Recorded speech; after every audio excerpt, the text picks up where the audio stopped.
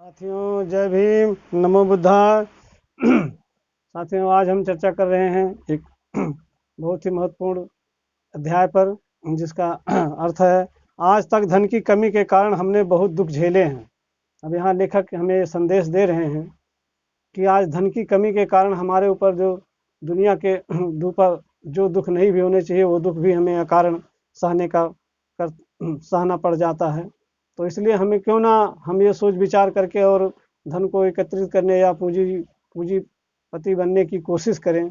इसमें कोई बुराई नहीं, नेक नीयत के साथ अगर कोई भी अगर पूंजीपति बनता है तो उसमें कोई बुराई नहीं है, हमें इससे बुरा नहीं होना चाहिए। लेकिन अपना इरादा नेक होना चाहिए, अपनी मेहनत सच्ची होनी चाहिए।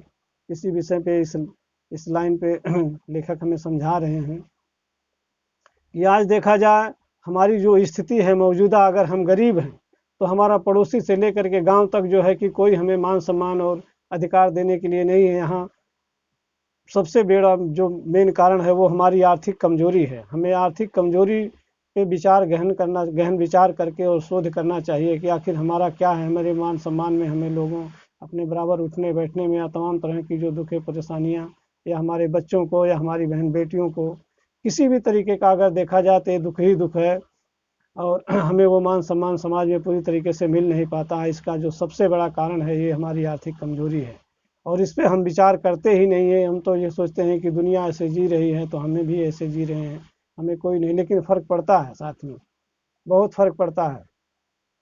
मान लीजिए कि हमें पीछे से हमारे माँ बाप की कमजोरी थी, हमें इस तरीके से नहीं मिला, लेकिन हमें ये विचार खुद स्वयं करना चाहिए कि हम आगे आने वाली पीढ़ी को अपने क्या करेंगे। हमारा तो फिर भी कुछ ठीक है, लेकिन आगे आने वाले के लिए अगर ऐसे हम निठल्ले बैठे रहे तो हमारा बहुत ही आने वाली पीढ़ी हमें कोसेगी। इसलिए हमें कुछ ना कुछ करना चाहिए। उसके लिए जो है कि बिजनेस का जो रास्ता खुला है, जो हमें मौका मिला है। अब यहाँ खास तरीके से कह रहे हैं लेखक कि अगर आपके पास धन है तो जो जात पात की और धर्म की जो ये बेड़ियाँ आपके पास हैं कि आपको धर्म की नीति से हे देखा जाता है और नीच देखा जाता है, नीच समझा जाता है। अगर आपके पास आर्थिक मजबूती है, पैसा है, तो आप अच्छे लोगों में उठ बैठ करके जा सकते हैं, मान सम्मान पाने के अधिकारी बन सकते हैं, और खुशी से लोग आपको वो सम्मान, वो दर्जा देंगे, आपके बाल बच्चों को भी वो मिलेगा। इसी तरफ लेखक का राय है, और हमें वो प्रेरित करते हैं कि नहीं, हमें ऐसा करना चाहिए और अवश्य ऐसी करना चाहिए कि तभी हम जा करके जो है कि एक अच्छा जीवन जीने के लिए कोशिश करेंगे। पहले तो हमें जो अपनी बुराइयां हैं, हमें वो बुराइयों को भी छोड़ना होगा। जो कि जैसे मान लीजिए नशा से हम प्रेरित हैं और किसी चीज़ों से हैं, तो इन सब चीज़ों को हमें त्यागना होगा।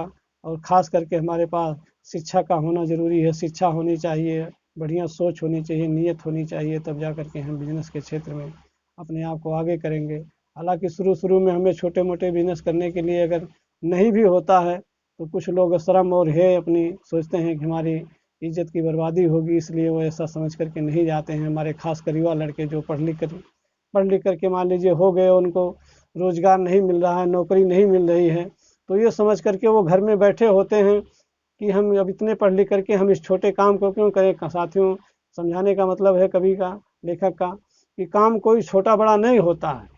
हमारे विचार छोटे और बड़े होते हैं। अगर हम उसको कूद जाएं, उसमें अपने आप को तन मन से लगा दें, और वही धीरे धीरे वही छोटा एक दिन बड़ा बन जाएगा। क्योंकि छोटे और बड़े में अंतर निकालना ये इतना आसान नहीं, इसमें पूरा जीवन कम पड़ जाएगा, आप अंतर नहीं निकाल सकोगे। ये संसार की धारा है, जो ही गलत है वही सही है, जो सही है वही गलत है, इसका निकालना हमारे। लेकिन हम कुछ ना कुछ करें, और जिसमें हमारा लाभ हो हम उसको देख करके ऐसा करें। इसी के लिए अभी कभी यहाँ आगे की लाइन पर लिख रहे हैं, आज की ये अध्याय है, आज तक धन की कमी के कारण हमने बहुत दुख झेले हैं। ढोंगी साधु माया से दूर रहने का उपदेश देते हैं, लेकिन खुद धन वैभव से हर वक्त घिरे रहते हैं। संसार में पहला सुख निरोगी काया है, तथा दूसरा सुख घर में माया आनी यानी धन का है। इसलिए घर परिवार में आवश्यक धन होना जरूरी है। हमें आर्थिक रूप से सुदृढ़ होना बहुत जरूरी है। धन की कमी के कारण दलितों ने आज तक दुख ही दुख झेले हैं। वंचित समाज के कई सामाजिक कार्यकर्ता, जन आंदोलन व पत्र पत्रिकाएं धन की कमी के कारण बीच रास्ते में दम तोड़ रही हैं। मेहनत की कमाई से पूंजीपत होना कोई बुरा नहीं है। हमें पूंजी या पूंजीपत से नफरत नहीं करनी है, बल्कि नेकी की कमाई से पूंजीपत बनकर भी आर्थिक मजबूती प्राप्त करें तथा नेकी के कमाए पैसे से समाज का भी भला करें। सवाल यह है कि इस मजबूत बाजार तंत्र में दलितों की भागीदारी कितनी है। आज हर तरफ दुकान व बाजार की चकाचौंध नजर आती है। इस समय बाजारों में इतनी भीड़ होती है मानो चीजें मुफ्त में बंट रही हों। गली की नुक्कड़ हर शाम को 2 घंटे पानी की पतासी की थाली लगाने वाले से लेकर ज्वेलरी शॉप का मालिक जेब भरकर घर जाता है। सारा बाजार प्रसन्न नजर आता है। कबाड़ी की दुकान वाला भी कमाता है और सब्जी की थड़ी वाला भी कमाता है। आज रिलायंस, बिग बाजार आदि के डिपार्टमेंटल स्टोर सब्जी से लेकर ज्वेलरी तक बेचने लग गए हैं। सवाल है यह है कि इस संपूर्ण बाजार तंत्र में दलित, पिछड़ा, आदिवासी का क्या योगदान रहा है, क्या भागीदारी रही है।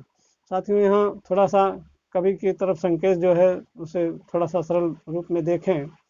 वो एक उदाहरण इतना बढ़िया से उदाहरण दे रहे हैं कि जिनके बहुत बढ़िया बिजनेस चल रहे हैं वो यहाँ संकेत दे रहे हैं। रिलायंस जो है कि रिलायंस है, सब्जी वाला रिलायंस डिपार्टमेंट है, वो भी जो है कि सब्जी बेचने के लिए वो भी अग्रसर हो रहे हैं। घर घर तक ऑनलाइन आदमी रख करके पहुंचा रहे हैं। वो लोग भी जो बहुत बड़े बिजनेस हैं, जो भी वो आज ये छोटे से सब्जी बेचने के लिए रिलायंस की बात कर रहे हैं। ज्वेलरी बनाने वाले जो बहुत बड़े बड़े उनके बाप दादा से सोने चांदी के काम करते आ रहे हैं, वो भी जो है कि आज सब्जी और छोटी मोटी घर की ज़रूरतें चीज़ें हैं, किराना के सामान हैं, आदमियों के द्वारा घर घर पहुंचाते हैं। वो भी बिजनेस में इतना रुचि ले रहे हैं कि मानो कि उनके सामने और कोई दूसरा कार्य है ही नहीं।